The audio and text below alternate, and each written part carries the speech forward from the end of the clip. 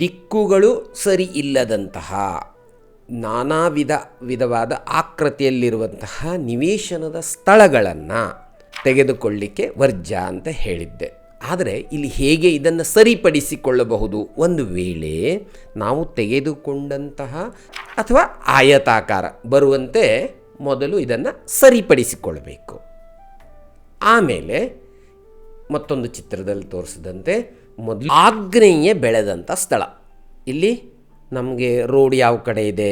ಪೂರ್ವಕ್ಕೆ ಇದೆ ಮತ್ತು ದಕ್ಷಿಣಕ್ಕೆ ರೋಡ್ ಇದೆ. ಆದರೆ ಬೆಳೆದಿರುವಂಥ ಬೇರ್ಪಡಿಸ್ಕೊಳ್ಬೇಕು. ಆಗ ಆ ಸರಿಪಡಿಸಿದ ಸ್ಥಳ ಇದು ಕಟ್ಟಡ ನಿರ್ಮಾಣಕ್ಕೆ ಯೋಗ್ಯವಾಗಿರ್ತಾ ಇದೆ. ಪುನಃ ಹೆಚ್ಚಾದಂಥ ಸ್ಥಳವನ್ನು ನಾವು ಅದನ್ನು ಬಿಡಬೇಕಾಗ್ತದೆ. ನಮಸ್ತೆ ವೀಕ್ಷಕರೇ, ನಾನಿಮ್ಮ ಓಂಕಾರ ಗುರುಜಿ. ವಾಸ್ತು ನಿರ್ಣಯ ಎನ್ನುವ ಚಾನಲ್ಗೆ ತಮಗೆಲ್ಲ ಸ್ವಾಗತ. ದಿಕ್ಕುಗಳು ಸರಿ ಇಲ್ಲದಂತಹ ನಾನಾ ವಿಧವಾದ ಆಕೃತಿಯಲ್ಲಿರುವಂತಹ ನಿವೇಶನದ ಸ್ಥಳಗಳನ್ನು ಯಾವ ರೀತಿಯಿಂದ ಕಟ್ಟಡ ನಿರ್ಮಾಣಕ್ಕೆ ವಾಸ್ತುಶಾಸ್ತ್ರಕ್ಕೆ ಅನುಗುಣವಾಗುವಂತೆ ಸರಿಪಡಿಸಿಕೊಳ್ಳಬಹುದು ಎನ್ನುವುದನ್ನು ನೋಡೋಣ. ವಿಶೇಷವಾಗಿ ವಾಸ್ತುಶಾಸ್ತ್ರದಲ್ಲಿ ಚೌಕಾಕಾರದ ಭೂಮಿ ಹಾಗೂ ಆಯತಾಕಾರದ ಭೂಮಿಗೆ ಹೆಚ್ಚಿನ ಪ್ರಾಶಸ್ತ್ಯ ಇದೆ. ಆದರೆ ಇಲ್ಲಿ ನಾನು ಹಿಂದಿನ ಮಾಲಿಕೆಯಲ್ಲಿ ತಿಳಿಸಿದಂತೆ ವಿಧ ಆಕೃತಿ ಅಂದರೆ ವರ್ಜ್ಯ ಭೂಮಿಗಳು ಅನ್ನೋದರಲ್ಲಿ ಕೆಲವೊಂದು ಆಕೃತಿಯನ್ನು ನಾನು ಹೇಳಿರ್ತೇನೆ. ಇಲ್ಲಿ ವೃತ್ತಾಕಾರದ ಭೂಮಿ ಇದು ತೆಗೆದುಕೊಳ್ಳಿಕ್ಕೆ ವರ್ಜ್ಯ ಅಂತ ಹೇಳಿದ್ದೆ. ಆದರೆ ಇಲ್ಲಿ ಹೇಗೆ ಇದನ್ನು ಸರಿಪಡಿಸಿಕೊಳ್ಳಬಹುದು? ಒಂದು ವೇಳೆ ನಾವು ತೆಗೆದುಕೊಂಡಂತಹ ಸ್ಥಳ ಹೆಚ್ಚಾಗಿದ್ದ ಪಕ್ಷದಲ್ಲಿ ನಾವು ಕಟ್ಟಡ ನಿವೇಶನಕ್ಕೆ ಯೋಗ್ಯವಾಗುವಂತೆ ಹೇಗೆ ಸರಿಪಡಿಸಿಕೊಳ್ಳಬಹುದು ಎನ್ನುವುದನ್ನು ನೋಡೋಣ. ಇಲ್ಲಿ ನಾನು ಮೊದಲು ಹೇಳಿದಂತೆ ವೃತ್ತಾಕಾರದ ಭೂಮಿ. ಈ ವೃತ್ತಾಕಾರದ ಭೂಮಿ ಅಂತಂದರೆ ನಾನಿಲ್ಲಿ ತೋರಿಸ್ತಾ ಇದ್ದೇನೆ ನೋಡಿ. ವೃತ್ತಾಕಾರದ ಭೂಮಿಯಲ್ಲಿ ಚೌಕಾಕಾರ ಅಥವಾ ಆಯತಾಕಾರ ಬರುವಂತೆ ಮೊದಲು ಇದನ್ನು ಸರಿಪಡಿಸಿಕೊಳ್ಳಬೇಕು. ಆಮೇಲೆ ಮತ್ತೊಂದು ಚಿತ್ರದಲ್ಲಿ ತೋರಿಸಿದಂತೆ ಮೊದಲು ಅಂದರೆ ವೃತ್ತಾಕಾರದ ಭೂಮಿ ಇತ್ತು, ಅದನ್ನು ಸರಿಪಡಿಸಿದಂಥದ್ದು. ಒಂದನೇದು ಬಿಡಬೇಕಾದ ಜಾಗ ನಮಗೆ ಅಂದರೆ ವಾಸ್ತುಶಾಸ್ತ್ರಕ್ಕೆ ಅನುಗುಣ ಇಲ್ಲ.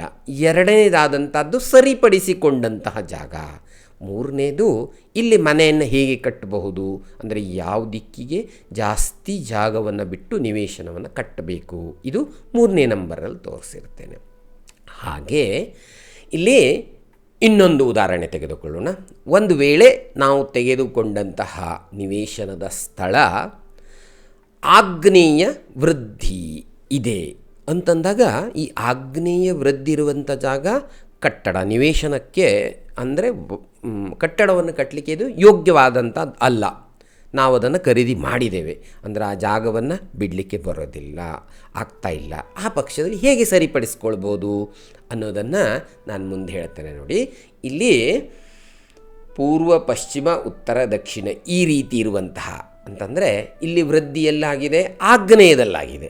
ಆಗ ಈಶಾನ್ಯದಿಂದ ಆಗ್ನೇಯದವರೆಗೆ ಒಂದು ರೇಖೆಯನ್ನು ಎಳೆದು ನೋಡಿ, ಇದು ನೇಗಿಲಿನಂತೆ ಇತ್ತು. ಇಷ್ಟು ಜಾಗವನ್ನು ಈಶಾನ್ಯದಿಂದ ಆಗ್ನೇಯದವರೆಗೆ ಬೇರ್ಪಡಿಸಿದಾಗ ಉಳಿದಂಥ ಸ್ಥಳ ಆಯತಾಕಾರವಾಗ್ತದೆ. ಹಾಗೆ ಈ ಸ್ಥಳವನ್ನು ಆಗ ನಾವು ಉಪಯೋಗಕ್ಕೆ ತೆಗೆದುಕೊಳ್ಳಬಹುದು. ಇಲ್ಲಿ ವಿಶೇಷವಾಗಿ ಇನ್ನೊಂದನ್ನು ನಾವು ಮನಸ್ಸಿನಲ್ಲಿ ಇಟ್ಕೊಳ್ಬೇಕಾಗ್ತದೆ. ಅಂತಂದರೆ ನಾವು ಸರಿಪಡಿಸಿದಂತಹ ಜಾಗ ಇದು ಅಂತಂದರೆ ನಾವು ಈ ಜಾಗವನ್ನು ಬಿಡಬೇಕಾಗ್ತದೆ. ಯಾಕೆಂತಂದರೆ ಸರಿಪಡಿಸಿಕೊಂಡ ಮೇಲೆ ಉಳಿದ ಜಾಗವನ್ನು ನಾವು ಅದನ್ನು ತ್ಯಾಜ್ಯ ಮಾಡಬೇಕು. ಆದರೆ ಖರೀದಿಸಿದ ಭೂಮಿಯನ್ನೇ ತ್ಯಾಜ್ಯ ಮಾಡುವುದು ಅಷ್ಟು ಕಷ್ಟ ಅಲ್ಲ. ಆವಾಗ ನಾವು ಏನು ಯೋಚನೆ ಮಾಡ್ತೇವೆ? ಇಲ್ಲಿ ಗಾರ್ಡನ್ ಮಾಡ್ಬೋದು ಅಥವಾ ಇನ್ನೇನೂ ಮಾಡ್ಬೋದು. ಆಗ ಇದು ಸಾಮಾನ್ಯ ಅಂತ ಆಗ್ತದೆ. ಹಾಗೆ ಇದೇ ರೀತಿಯಾಗಿ ಬೇರೆ ಬೇರೆ ಆಕೃತಿಯಲ್ಲಿರುವಂತಹ ನಿವೇಶನ ಸ್ಥಳ ಇದ್ದಲ್ಲಿ ಒಂದು ವೇಳೆ ವಿಸ್ತೀರ್ಣ ದೊಡ್ಡದಾಗಿದೆ ಅಂತಾದರೆ ನಾವು ಇದನ್ನು ಸರಿಪಡಿಸಿಕೊಳ್ಳಬಹುದು. ಆದರೆ ಆ ಬಿಟ್ಟ ಜಾಗವನ್ನು ಸಂಪೂರ್ಣ ತ್ಯಾಜ್ಯ ಮಾಡಬೇಕು ಅಂತ ವಾಸ್ತುಶಾಸ್ತ್ರದಲ್ಲಿ ಹೇಳ್ತದೆ. ಆದರೆ ಅನುಗುಣವಾಗಿ ವಾಸ್ತುಶಾಸ್ತ್ರಕ್ಕೆ ಅನುಗುಣವಾಗಿ ನಾವು ಮಾಡ್ಕೋಬೇಕು.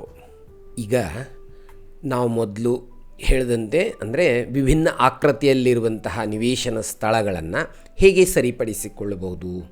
ಹೀಗೆ ತಿಳ್ಕೊಂಡು ಆದಮೇಲೆ ಈಗ ಮುಖ್ಯ ರಸ್ತೆಗೆ ಅನುಗುಣವಾಗಿರುವಂತಹ ವೃದ್ಧಿ ಕ್ಷಯ ಇರುವಂತಹ ಸ್ಥಳಗಳನ್ನು, ನಿವೇಶನದ ಸ್ಥಳಗಳನ್ನು ಯಾವ ರೀತಿಯಿಂದ ಸರಿಪಡಿಸಿಕೊಳ್ಳಬಹುದು ಎನ್ನುವುದ್ರ ಬಗ್ಗೆ ನೋಡೋಣ.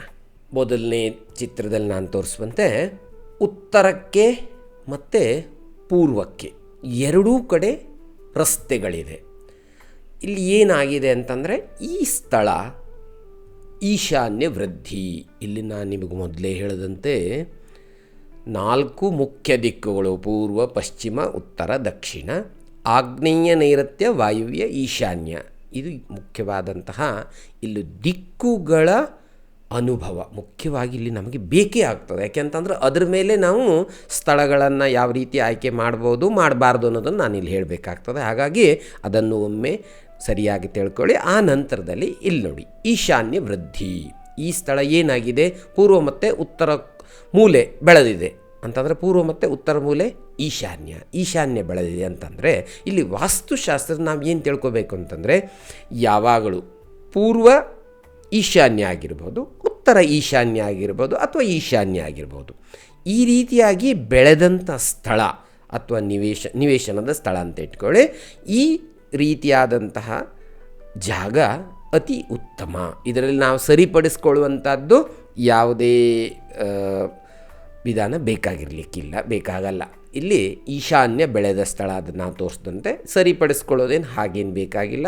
ಅನ್ನಲ್ಲಿ ಎರಡನೇ ಚಿತ್ರದಲ್ಲಿದೆ. ಒಂದು ವೇಳೆ ಇಲ್ಲಿ ನಾನು ಮೊದಲು ಹೇಳಿದಂತೆ ಉತ್ತರಕ್ಕೂ ಬೀದಿ ಇತ್ತು, ಪೂರ್ವಕ್ಕೆ ಮತ್ತೆ ಬೀದಿ ರಸ್ತೆ ಇತ್ತು. ಆದರೆ ಎರಡನೇ ಚಿತ್ರದಲ್ಲಿ ಓನ್ಲಿ ಪೂರ್ವಕ್ಕಿದೆ ಬೀದಿ ಅಂದರೆ ರಸ್ತೆ, ಇಲ್ಲಿ ಈಶಾನ್ಯ ವೃದ್ಧಿ ಇದೆ. ಇದನ್ನು ಸರಿಪಡಿಸ್ಕೊಳ್ಬೇಕೋ ಕ್ವಶನ್ ಬಂದಾಗ ಬೇಡ. ಈ ಸ್ಥಳವೂ ಸಹ ಇದು ಪ್ರಶಸ್ತವಾದಂಥದ್ದು. ಇಲ್ಲಿ ಯಾವುದೇ ಸರಿಪಡಿಸ್ಕೊಳ್ಬೇಕಾದಂತಹ ನಮಗೆ ಇದು ಬೇಕಾಗಲ್ಲ. ಆ ನಂತರದಲ್ಲಿ ಮತ್ತೊಂದು ಚಿತ್ರದಲ್ಲಿ ನೋಡುವ ಆಗ್ನೇಯ ಬೆಳೆದಂಥ ಸ್ಥಳ. ಇಲ್ಲಿ ನಮಗೆ ರೋಡ್ ಯಾವ ಕಡೆ ಇದೆ, ಪೂರ್ವಕ್ಕೆ ಇದೆ ಮತ್ತು ದಕ್ಷಿಣಕ್ಕೆ ರೋಡ್ ಇದೆ. ಆದರೆ ಬೆಳೆದಿರುವಂಥ ಸ್ಥಳ ಪೂರ್ವ ಮತ್ತು ದಕ್ಷಿಣದ ಆ ರೋಡಿನ ಕಾರ್ನರ್ ಏನಿದೆ, ಮೂಲೆ ಏನಿದೆ, ಅದು ಬೆಳೆದಿದೆ. ಈ ಸ್ಥಳ ಏನಿದೆಯಲ್ವಾ, ಇದು ಯೋಗ್ಯ ಅಲ್ಲ ಪುನಃ ವಾಸ್ತುಶಾಸ್ತ್ರಕ್ಕೆ. ಯಾಕೆಂದರೆ ಆಗ್ನೇಯ ಬೆಳಿಲಿಕ್ಕಿಲ್ಲ. ಇದನ್ನು ಹೇಗೆ ಸರಿಪಡಿಸ್ಕೊಳ್ಬೋದು? ನಾವು ಮೊದಲು ಹೇಳಿದ್ದು ಇಂಡಿಪೆಂಡೆಂಟ್ ಆದಂಥ ಸೈಟನ್ನು ಸರಿ ಮಾಡ್ಕೊಳ್ಳುವಂಥದ್ದು. ಇಲ್ಲಿ ಒಂದು ವೇಳೆ ರೋಡ್ ಇದೆ, ನಮಗೆ ಪೂರ್ವಕ್ಕೂ ರೋಡ್ ಇದೆ, ದಕ್ಷಿಣಕ್ಕೂ ರೋಡ್ ಇದೆ. ಆದರೆ ಇದನ್ನು ಹೇಗೆ ಸರಿಪಡಿಸ್ಕೋಬೇಕು?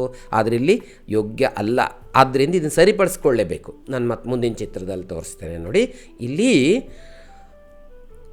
ಈಶಾನ್ಯದಿಂದ ಕೆಳಗಡೆ ಆಗ್ನೇಯದವರೆಗೆ ಒಂದು ರೇಖೆಗಳನ್ನು ಎಳೆದು ಅಂತಂದರೆ ಸರಿಪಡಿಸ್ಕೊಳ್ಳುವಂಥದ್ದು. ಮಿಕ್ಕ ಜಾಗವನ್ನು ಅಂತಂದರೆ ಆಗ್ನೇಯದಲ್ಲಿ ಒಂದಷ್ಟು ಹೆಚ್ಚಾದ ಜಾಗವನ್ನು ಹಾಗೆ ಬಿಡಬೇಕಾಗ್ತದೆ. ಇದು ವರ್ಜ್ಯ ಸ್ಥಳ. ಉಳಿದಿರುವಂಥದ್ದು ಪುನಃ ಆಯತಾಕಾರ ಬರ್ತಾ ಇದೆ. ಇದು ಯೋಗ್ಯವಾದಂಥದ್ದು ಅಂತ ತೆಗೆದುಕೊಳ್ಬೋದು. ಮುಂದಿನ ಚಿತ್ರದಲ್ಲಿ ನೋಡೋಣ. ಈ ಚಿತ್ರದಲ್ಲಿ ದಕ್ಷಿಣಕ್ಕೆ ಬೀದಿ ಇದೆ, ಪಶ್ಚಿಮಕ್ಕೆ ಬೀದಿ ಇದೆ.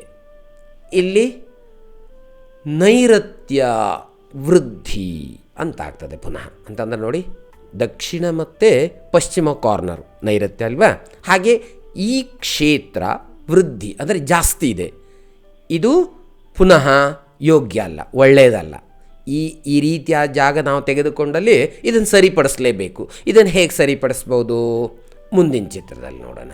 ಒಂದು ವೇಳೆ ಹೀಗಿದ್ದಲ್ಲಿ ನೈಋತ್ಯದಿಂದ ಮೇಲೆ ವಾಯುವ್ಯದವರೆಗೆ ಸರಿಯಾಗಿ ಕೋನಗಳು ಬರುವಂತೆ, ಅಂದರೆ 90 ಡಿಗ್ರಿ ಅಂತ ಇಟ್ಕೊಳ್ಳಿ, ಕೋನಗಳು ಬರುವಂತೆ ಸರಿಯಾಗಿ ಬೇರ್ಪಡಿಸುವಂಥದ್ದು. ನೋಡಿ, ಇಲ್ಲಿ ಮುಂದೆ ಹೆಚ್ಚಾದ ಸ್ಥಳ ಅಂತಂದರೆ ನಮಗಿಲ್ಲಿ ಪಶ್ಚಿಮ ಬೀದಿ ಕಡೆ ಒಂದಷ್ಟು ಕ್ಷೇತ್ರ ಹೆಚ್ಚು ಉಳಿತಾ ಇದೆ. ಇದು ಸರಿಪಡಿಸ್ಕೊಂಡಂಥದ್ದು. ಉಳಿದ ಕ್ಷೇತ್ರ ಸರಿಪಡಿಸ್ಕೊಂಡಂಥದ್ದು ಇಲ್ಲಿ ಹೆಚ್ಚಾದ ಕ್ಷೇತ್ರ. ಆಗ ನಾವು ಈ ಸ್ಥಳವನ್ನು ಕಟ್ಟಡಕ್ಕೆ ಉಪಯೋಗಿಸ್ಕೊಳ್ಬಹುದು. ಇನ್ನೊಂದು ಚಿತ್ರ ತೆಗೆದುಕೊಳ್ತಿದ್ದೇನೆ ನೋಡಿ. ಇಲ್ಲಿ ಏನಾಗಿದೆ, ಉತ್ತರ ಬೀದಿ ಮತ್ತು ಪಶ್ಚಿಮ ಬೀದಿ ಇದೆ. ಅಂದರೆ ಇಲ್ಲಿ ಏನಾಯಿತು, ಆಗ ವಾಯವ್ಯ ಅಂದರೆ ಉತ್ತರ ಬೀದಿ ಮತ್ತು ಪಶ್ಚಿಮ ಬೀದಿ ಇಲ್ಲಿ ಬೆಳೆದಂಥ ಸ್ಥಳ ಏನಾಯಿತು, ನಮಗೆ ರೋಡು ಎರಡೂ ಕಡೆ ಬಂದಿದೆ. ಆಗ ಇಲ್ಲಿ ವಾಯವ್ಯ ಕ್ಷೇತ್ರ ಹೆಚ್ಚಾಯಿತು. ಇದು ಉಪಯೋಗ ಇಲ್ಲ. ಪುನಃ ಇದನ್ನು ಹೇಗೆ ಸರಿಪಡಿಸ್ಕೊಳ್ಳುವಂಥದ್ದು? ನೈಋತ್ಯದಿಂದ ವಾಯವ್ಯದವರೆಗೆ ಸರಿಯಾದ ಒಂದು ಕೋನಾಕೃತಿಯಲ್ಲಿ ಸ್ಥಳದ ಅಳತೆ ಬರುವಂತೆ ಅದನ್ನು ಹೆಚ್ಚುಳಿದ ಸ್ಥಳವನ್ನು ಬೇರ್ಪಡಿಸ್ಕೊಳ್ಬೇಕು. ಆಗ ಆ ಸರಿಪಡಿಸಿದ ಸ್ಥಳ ಇದು ಕಟ್ಟಡ ನಿರ್ಮಾಣಕ್ಕೆ ಯೋಗ್ಯವಾಗಿರ್ತಾ ಇದೆ. ಪುನಃ ಹೆಚ್ಚಾದಂಥ ಸ್ಥಳವನ್ನು ನಾವು ಅದನ್ನು ಬಿಡಬೇಕಾಗ್ತದೆ. ಅದೇ ರೀತಿಯಾಗಿ ಇನ್ನೊಂದು ಉದಾಹರಣೆ ನೋಡೋಣ. ಇಲ್ಲಿ ಪೂರ್ವಕ್ಕೆ ರಸ್ತೆ ಇದ್ದು ಅಂತಂದರೆ ಇಲ್ಲಿ ನಾವು ರಸ್ತೆ ನೇರವಾಗಿರಬೇಕು ಅಂತಿಲ್ಲ, ಓರೆಕೊರೆ ಹೇಗೂ ಇರ್ಬೋದು. ಸ್ಥಳವನ್ನು ಅಂದರೆ ನಿವೇಶನ ಸ್ಥಳವು ಹೇಗೆ ತಯಾರಿ ಮಾಡಿಕೊಡ್ಬೋದು. ಆದರೆ ಇಲ್ಲಿ ಈ ಉದಾಹರಣೆಯಲ್ಲಿ ಓರೆಯಾಗಿರುವಂಥದ ಪೂರ್ವದ ರಸ್ತೆ, ಇಲ್ಲಿ ನಮ್ಮದೊಂದು ಸೈಟ್ ಇತ್ತು ಅಂತಾದಾಗ ಉದಾಹರಣೆಗೆ ನೋಡೋಣ. ಪೂರ್ವಕ್ಕೆ ರೋಡಿದೆ, ಇಲ್ಲಿ ದಕ್ಷಿಣ ಮತ್ತು ಪೂರ್ವ ಅಂತಂದ್ರೆ ಅಲ್ಲಿ ಯಾವುದು ಬೆಳೆದಂಗೆ ಆಯಿತು ಅಂತಂದರೆ ಆಗ್ನೇಯ ಅಂತಂದರೆ ಪೂರ್ವ ಆಗ್ನೇಯ ಅಂತ ಹೇಳ್ಬೋದು. ಪೂರ್ವ ಆಗ್ನೇಯ ವೃದ್ಧಿಯಾಗಿದೆ. ಪುನಃ ಈ ರೀತಿಯಾಗಿ ಬೆಳೆದಂಥದ್ದು ಇದು ಯೋಗ್ಯ ಅಲ್ಲ. ಇದನ್ನು ಸರಿಪಡಿಸ್ಕೊಳ್ಳೋದು ಹೇಗೆ?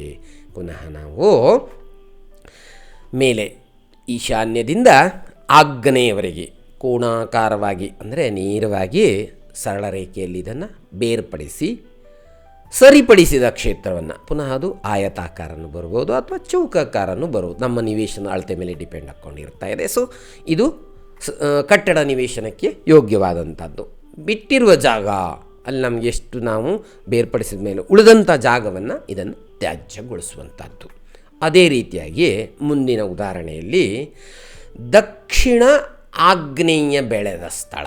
ಇಲ್ಲಿ ನೋಡಿ, ನಮಗೆ ರಸ್ತೆ ದಕ್ಷಿಣಕ್ಕಿದೆ, ಪಶ್ಚಿಮದ ಅಂದರೆ ನಮ್ಮದು ಅರ್ಧ ಸೈಟು, ಪಶ್ಚಿಮದ ಭಾಗದ ಒಂದು ಅರ್ಧ ಸೈಟ್ ಕಟ್ಟಾಗಿದೆ. ಆಗೇನಾಯಿತು, ಇಲ್ಲಿ ದಕ್ಷಿಣ ಆಗ್ನೇಯ ಅಂತ ಹೇಳ್ತೀವಿ. ದಕ್ಷಿಣ ಆ ಒಂದು ಇಲ್ಲಿನ ದಿಕ್ಕುಗಳ ಬಗ್ಗೆ ನೀವು ಪುನಃ ನೀವು ಸರಿಯಾಗಿ ತಿಳ್ಕೊಳ್ಬೇಕಂದ್ರೆ ಮಾತ್ರ ಇಲ್ಲಿ ಗೊತ್ತಾಗ್ಲಿಕ್ಕೆ ಶಕ್ಯ ಇದೆ. ದಕ್ಷಿಣ ಆಗ್ನೇಯ ಬೆಳೆದ ಸ್ಥಳ ಇದು. ಇಲ್ಲಿ ದಕ್ಷಿಣ ಆಗ್ನೇಯ ಬೆಳೆದ್ರೆ ಪುನಃ ನಮಗೆ ಇದು ಸ್ಥಳ ಯೋಗ್ಯ ಅಲ್ಲ, ಇದನ್ನು ಸರಿಪಡಿಸ್ಕೊಳ್ಬೇಕು.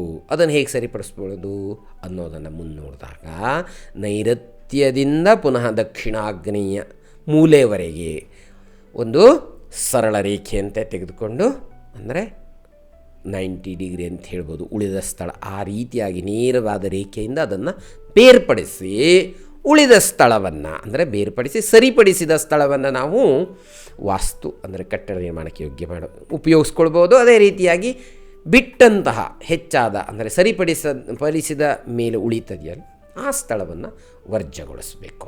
ಅದೇ ರೀತಿಯಾಗಿ ಇನ್ನೊಂದು ನೋಡೋಣ. ಇಲ್ಲಿ ಪುನಃ ಏನಾಗಿದೆ, ದಕ್ಷಿಣಕ್ಕೆ ಬೀದಿ ಇದೆ.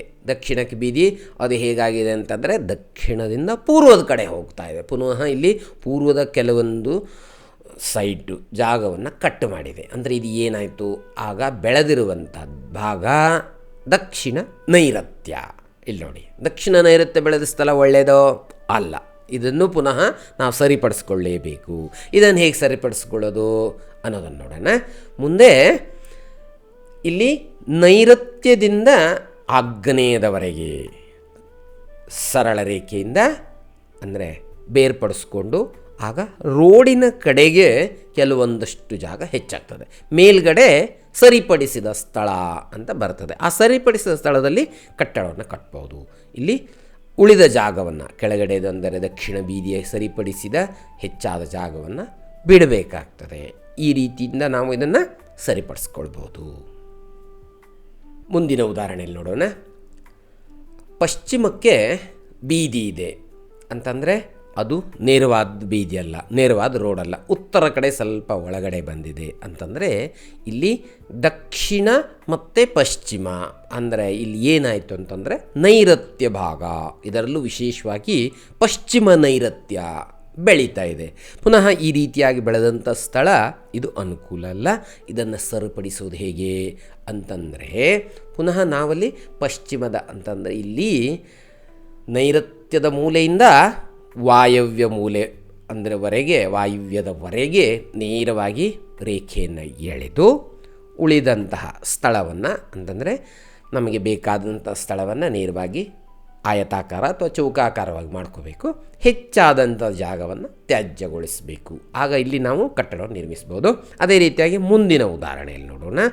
ಪಶ್ಚಿಮ ವಾಯವ್ಯ ಬೆಳೆದಂಥ ಸ್ಥಳ.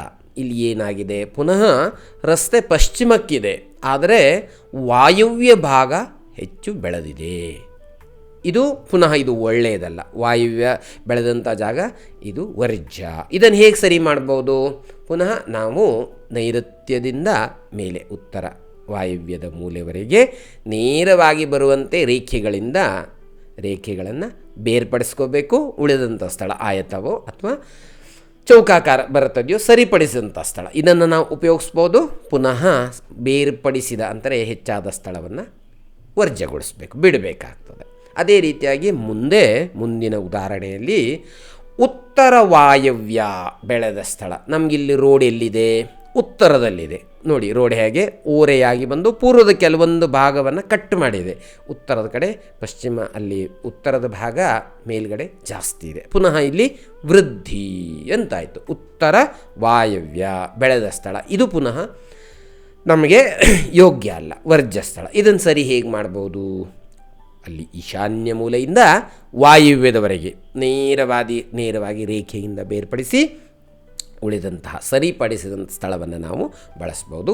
ಹೆಚ್ಚಾದಂಥ ಸ್ಥಳವನ್ನು ವರ್ಜ್ಯಗೊಳಿಸಬೇಕು. ಹೀಗೆ ಇಲ್ಲಿ ನಾನು ಸಾಮಾನ್ಯವಾಗಿ ದಿಕ್ಕುಗಳು, ಉಪದಿಕ್ಕುಗಳು, ಸೂಕ್ಷ್ಮ ದಿಕ್ಕುಗಳು ಈ ರೀತಿಯಾಗಿ ನಾನು ಮೊದಲು ನಿಮ್ಗೆ ತಿಳಿಸಿದಂತೆ ಯಾಕೆಂತಂದರೆ ಇನ್ನೂ ಹಲವಾರು ಆಕಾರದಲ್ಲಿ ನಿವೇಶನ ಸ್ಥಳಗಳು ಇರಬಹುದು. ಇದನ್ನು ಸರಿಪಡಿಸ್ಕೊಳ್ಬಹುದು.